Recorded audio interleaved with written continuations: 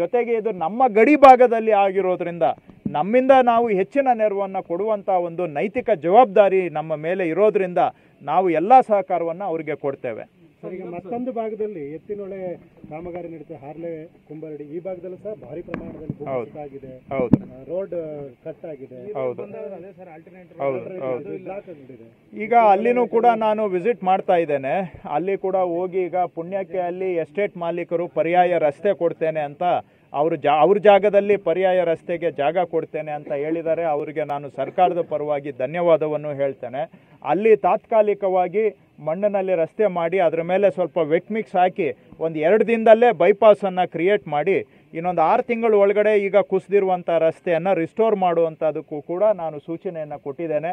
So ರಸ್ತೆ restore ಮಾಡೋದು ಅಂದರೆ ರೀಕನ್ಸ್ಟ್ರಕ್ಷನ್ ಮಾಡೋದಕ್ಕೆ ಟೈಮ್ ಹಿಡಿಯುತ್ತೆ, ಮಳೆ ಬಿಡುವು ಕೊಡಬೇಕಾಗುತ್ತೆ. ಆದರೆ ತತ್ಕ್ಷಣಕ್ಕೆ ನಾನು ಜಿಲ್ಲಾಡಳಿತಕ್ಕೆ ಸೂಚನೆ ಕೊಟ್ಟಿದ್ದೇನೆ. ಏನು ಅಲ್ಲಿ ಎಸ್ಟೇಟ್ ಮಾಲೀಕರು ಒಂದು ಮುಂದೆ ಬಂದು ನಮ್ಮ ಜಾಗ ಉಪಯೋಗಿಸ್ಕೊಳ್ಳಿ ಅಂತ ಹೇಳಿದ್ದಾರೆ.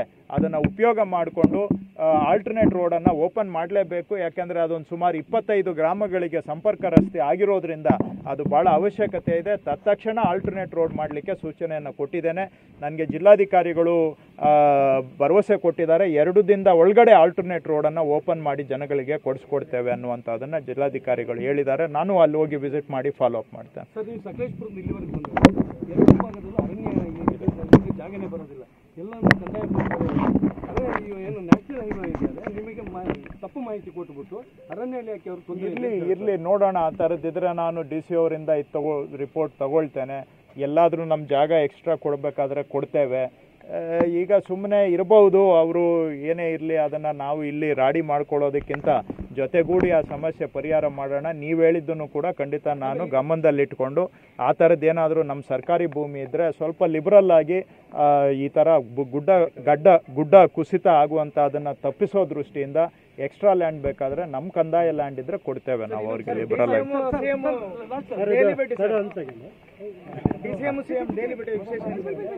ಏನಿಲ್ಲ ನೋಡಿ, ಪಕ್ಷದಲ್ಲಿ ಅವೆಲ್ಲ ನಮ್ಮ ವರಿಷ್ಠರ ಜೊತೆ ಮಾತುಕತೆ, ಸಂಪರ್ಕ ಹಾಗೂ ಕೋಆರ್ಡಿನೇಷನ್ ಇವೆಲ್ಲ ಇದ್ದೇ ಇರುತ್ತೆ. ಆ ದೃಷ್ಟಿಯಲ್ಲಿ ವರಿಷ್ಠರ ಜೊತೆ ಭೇಟಿ ಆಗಿದೆ. ಆದರೆ ರಾಜ್ಯದಲ್ಲಿ ಇವತ್ತು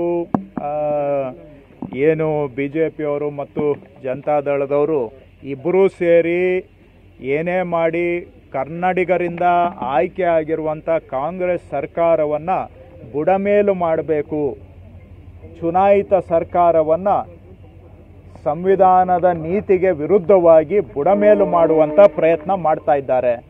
ಈಗಾಗಲೇ ನಾವು ಹಿಂದೆ ಹೇಳಿದ್ದೇವೆ, ED ಏನಿದೆ ಅದು BJPಯ ಒಂದು ರೀತಿ ಪೊಲಿಟಿಕಲ್ ವಿಂಗ್ ಆಗಿಬಿಟ್ಟಿದೆ. ED ಪೊಲಿಟಿಕಲ್ ಟೂಲ್ ಕಿಟ್ BJPಗೆ ಆಗಿಬಿಟ್ಟಿದೆ.